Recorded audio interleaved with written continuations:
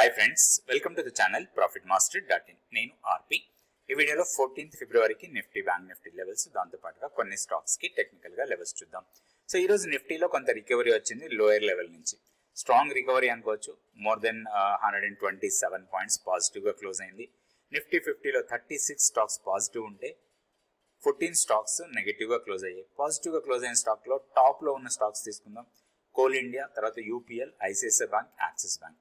అదే down side చూస్తే Hindalco more than 12% minus లో క్లోజ్ అయింది. ఒక టైంలో దాదాపుగా 15% మైనస్ వరకు వెళ్ళి కొంత రికవర్ అయింది లోయర్ లెవెల్లో. తర్వాత గ్రాసిమ్, అల్ట్రాటెక్ సిమెంట్ ఇవన్నీ కూడా నెగటివ్ గా క్లోజ్ అయ్యాయి. బ్యాంక్ నిఫ్టీ విషయానికి వస్తే 550 పాయింట్స్ పాజిటివ్ గా క్లోజ్ అయింది బ్యాంక్ నిఫ్టీ. బ్యాంక్ నిఫ్టీలో ఉన్న స్టాక్స్ లో 10 స్టాక్స్ పాజిటివ్ ఉంటే ఓన్లీ 2 స్టాక్స్ మాత్రం నెగటివ్ గా క్లోజ్ అయ్యాయి. పాజిటివ్ గా క్లోజ్ అయిన స్టాక్స్ లో టాప్ లో ఉంది పంజాబ్ నేషనల్ బ్యాంక్, దాని తర్వాత ఐసిఐసిఐ, యాక్సిస్. తర్వాత మైనస్ లో క్లోజ్ అయిన స్టాక్ లో ఓన్లీ బంధన్ బ్యాంకు, తర్వాత ఏయూ బ్యాంక్, ఇవి రెండు నెగిటివ్ గా క్లోజ్ అయ్యాయి.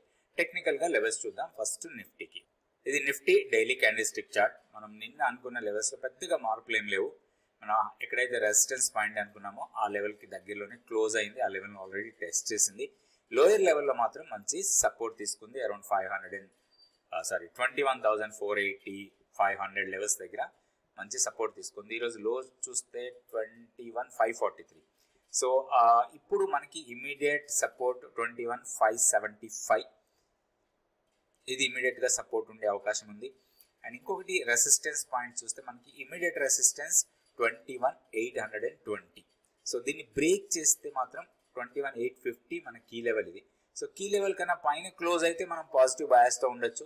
అదర్వైజ్ కొంత రేంజ్ బౌండ్ ట్రేడింగ్ జరగవచ్చు విత్ నెగటివ్ బయాస్. ఒకటి ఇప్పుడు మనకి ఇమీడియట్ సపోర్ట్ 575. ఇది బ్రేక్ చేస్తే మాత్రం 21,500 వరకు డౌన్ సైడ్ కి రావచ్చు నిఫ్టీలో. నెక్స్ట్ బ్యాంక్ నిఫ్టీ చూద్దాం. So bank Nifty last 4 days కూడా 200 DMAని సపోర్ట్ తీసుకుంది లోయర్ లెవెల్లో. సో ఈ రోజు కూడా అదే సపోర్ట్ పాయింట్ లాగా వచ్చింది అండ్ హైయర్ లెవెల్లో క్లోజ్ అయింది. ఒకటి వీక్లీ పివోట్ కి దగ్గరలో క్లోజ్ అయింది. ఇప్పుడు ఇమీడియట్ రెసిస్టెన్స్ ఈ రోజు హైనే మనం ఇమీడియట్ రెసిస్టెన్స్ లాగా తీసుకోవాలి. ఈరోజు హై కన్నా కొంచెం పైన అనుకోవచ్చు మనం 45,860. సో ఇది 45,000. ఈరోజు హై వచ్చి మనకి 45,750. సో అక్కడి నుంచి ఇంకొక 50-60.800 or 850 లెవెల్స్. సో అది 20-day ఎక్స్పోనెన్షియల్ మూవింగ్ యావరేజ్ ఉంది. అది స్ట్రాంగ్ రెసిస్టెన్స్ లాగా ఉండడానికి అవకాశం ఉంది. దాన్ని బ్రేక్ చేస్తే మాత్రం 46,290 వరకు వెళ్ళొచ్చు మంత్లీ పివోట్ లెవెల్. సో దానికన్నా పైన 46,660 మన కీ లెవెల్. ఇది ఇంకా స్ట్రాంగ్ రెసిస్టెన్స్. ఓన్లీ ఈ లెవెల్ కన్నా పైన క్లోజ్ అయితేనే మనం పాజిటివ్ బయాస్ తో ఉండొచ్చు. Otherwise negative bias with high volatile గా ఉండే అవకాశం ఉంది.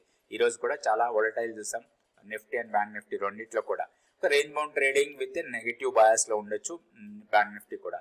నెక్స్ట్ మనం కొన్ని స్టాక్స్ కి టెక్నికల్ గా లెవెల్స్.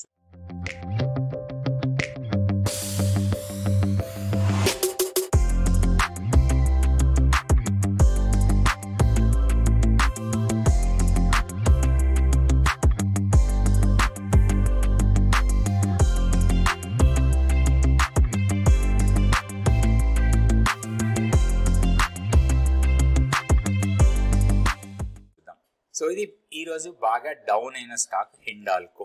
ఇప్పుడు 510 దగ్గర క్లోజ్ అయింది. సో సమ్ న్యూస్ బేస్ తో ఫాలో అయింది ఇది. సో ఇప్పుడు మనకి దీంట్లో ఏమన్నా ఆపర్చునిటీ ఉందా? ఆపర్చునిటీ ఉంటే మనకి ఎక్కడ బెటర్ ఆపర్చునిటీ అనుకోవచ్చు కొంచెం లాంగ్ టర్మ్ హోల్డ్ చేయాలనుకుంటే. సో ఇప్పుడు మనకి ఇది మంత్లీ చార్ట్.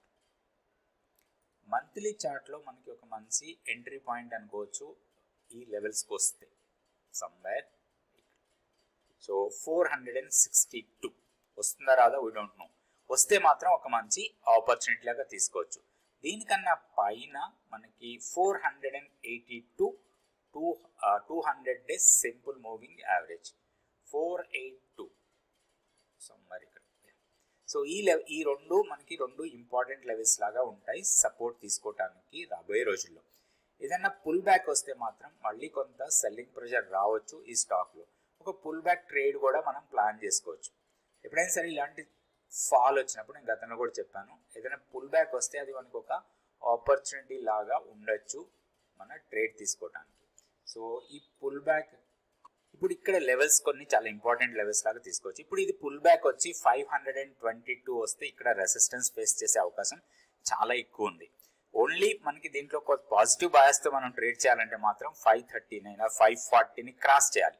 దీనికన్నా పైన డే క్లోజ్ అయితేనే మనం కొంత ఈ టోటల్ గ్యాప్ ఏదైతే ఉందో ఈ గ్యాప్ ని ఫిల్ చేయడానికి అవకాశాలు ఉన్నాయి.